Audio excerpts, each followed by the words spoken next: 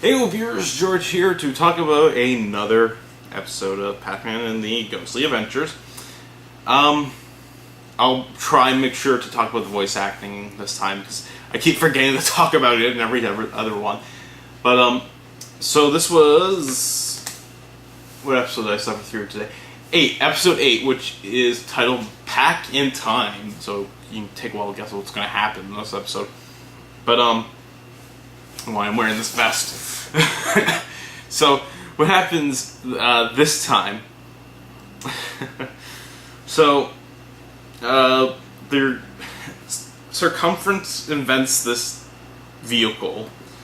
He invents it for Pac-Man and his friends to ride around into Pac-Pendence Day, because that's a fucking thing where they celebrate the victory during the Pac War 1 or whatever the fuck they call it, where Pac-Man's parents had died apparently. Gets really depressing, doesn't it? So it turns out the machine is actually a time machine, and of course when it rockets off, it leaves the flame trails, and you want to know that surprisingly, after that rant from last time, there are a few things in this I do like, but it wasn't enough to make me really like the show. It was just, it was more like, okay, that's actually a good decision on your part, or a nice little nod on your part. But you see the time stream, and it's essentially just the Pac-Man arcade game, and you just see that, and it's a little multicolored to make it look a little fancier.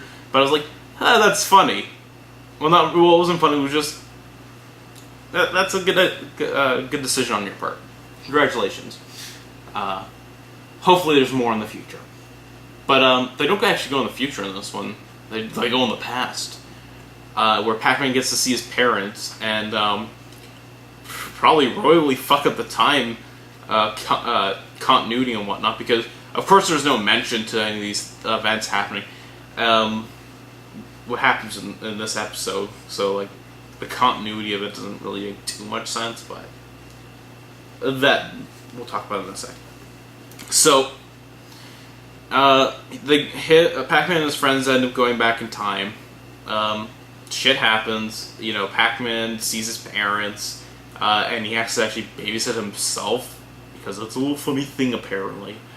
And then they go back to the past Circumference, which is Mr. Circumference, because that's a joke. Fixes the machine for them because I guess time travel is just not that weird. To anyone else, you'd be questionable, but not in this one. It's the same thing. Actually, by the end, before they leave, everyone's just sort of like, okay, yeah, we sort of got it. You're from the future, and you're future Pac-Man. That doesn't disturb us in the slightest. So they go back. They defeat the ghosts that were invading while he was gone, because that's how time works. That's the fucking episode. Oh, and then we also meet Pac-Man's aunt, which they just sort of they're like, yeah, Pac-Man's aunt. She's been in the series this entire time. We just never mentioned her, which they haven't. But they treat it like you've known this character since the first episode.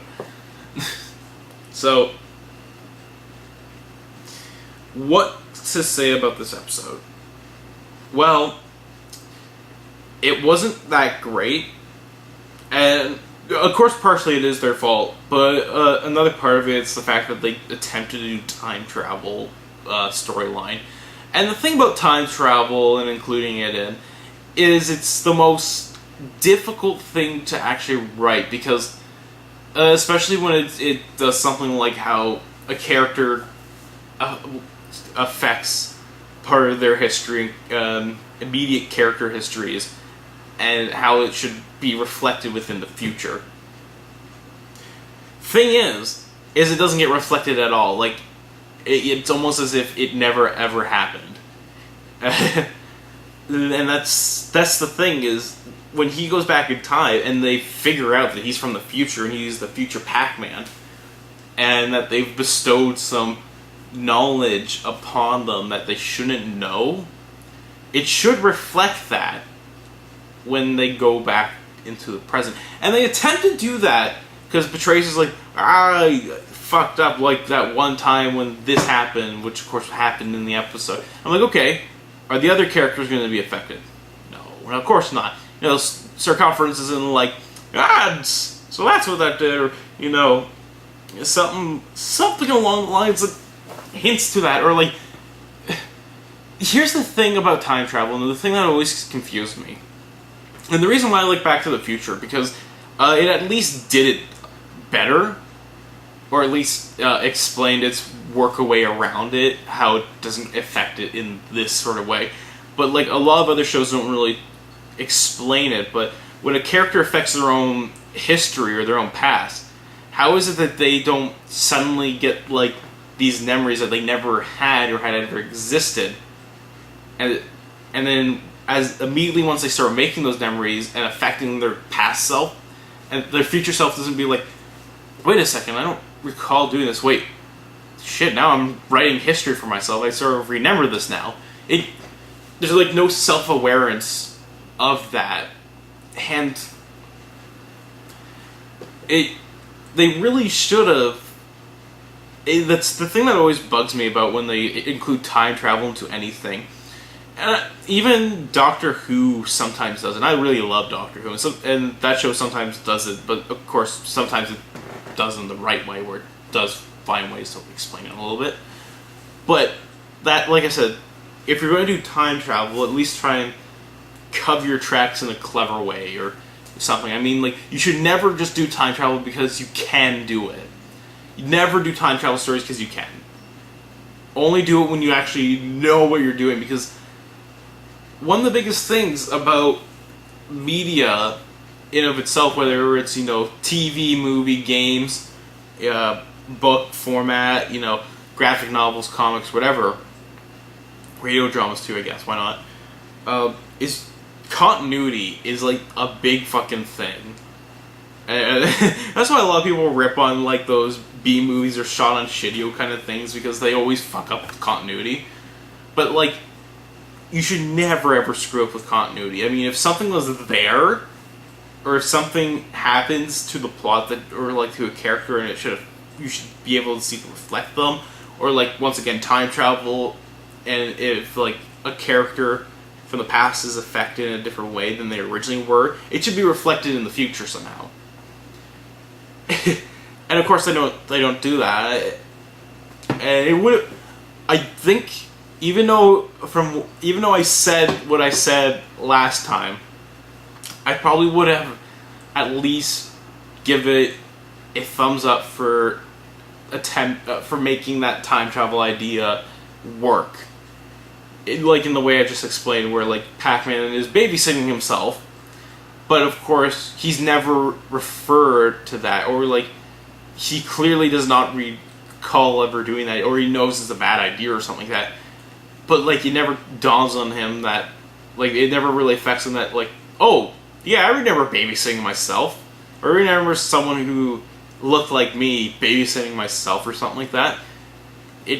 That should work in a affectance to that. Like, he should be sort of rewriting history, even on the smallest scale if he can. Hell, it's even weird that Betrays doesn't even, like, suddenly realize that, wait a second, Pac-Man was back there. How the fuck did that happen? Is that where he's been this entire... Like, you just don't see consequences from their actions, is what I'm trying to get at. Like, things happen. Pac-Man does things that clearly never happened. And you don't see the consequence to his actions. And actually, that's sort of like a big thing. The more I think about it, is that, like, the only people who really have terrible consequences happen because of their actions are Betrays, who's the bad guy, and the school bully, who, like, always has something coming to him because he's just a complete dickwad. But, beyond those two characters, every other character suffers no, every other character commits actions without consequences happening to them because of those actions. And the big reason why that's an important thing is because the characters no longer are bound to reality in that sense. And I know it's weird because it's a cartoon and shit.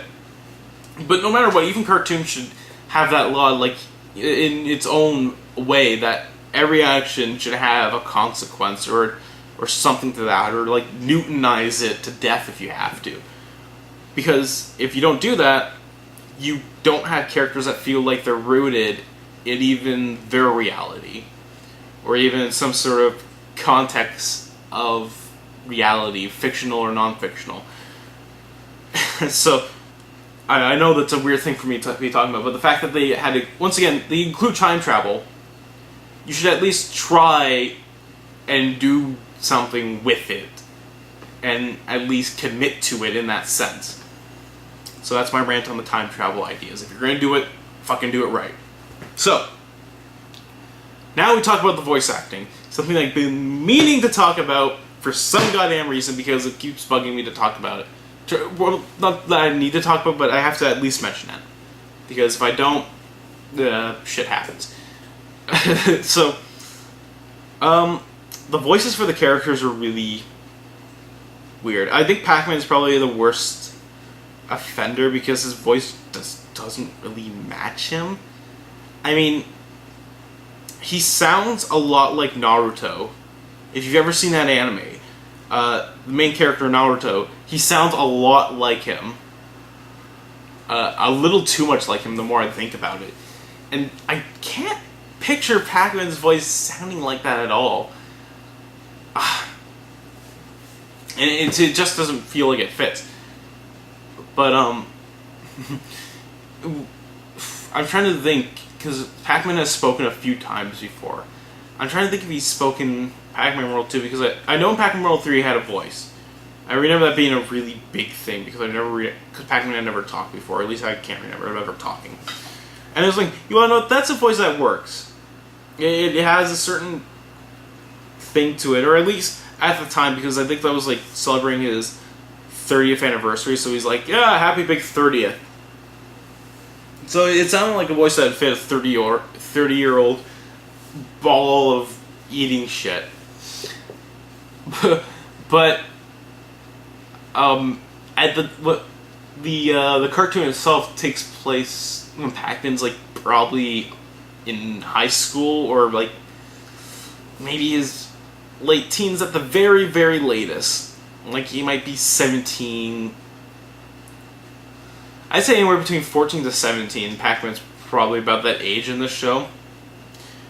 But his voice doesn't really match that, because like he sounds like Naruto, and if you've ever heard Naruto's voice, more so from the first run of the show, not like the Shippuden ones, but like the series before that, he sounds like more like that, and that doesn't. It just feels weird. And then like the other two characters, I don't have a problem with a few of their voices. They take like time to get used to. I mean, like you sort of get used to it. But like Pac-Man is probably the worst offender of them all, if anything. So I just wanted to say that Pac-Man's voice sounds a lot like Naruto, because fucking if I know why. I don't think it's the same guy that does it, but it sounds like a spinning audio of him. So that's that. So oh yeah, they also try to do a bit of a Back to the Future theme, but like not at the same time. So sure, if you want to do that. The entire time I'm watching this, I was always like thinking like, Doc Brown was saying to Pac-Man, Pac-Man, Pac-Man, whatever you do, don't mess with the time streams, or something like that. Just, your Back to the Future reference, insert here. That's basically what was going through my mind the entire time, because that's basically what they're trying to do. It's like, Back to the Future. We're trying to do our own little future thing, or past thing. Fuck it. You want to know? Without said and done, before I just start talking about things that aren't even related to this, because I've done that enough already. But also, until next time, keep on gaming, and I'll see you with the next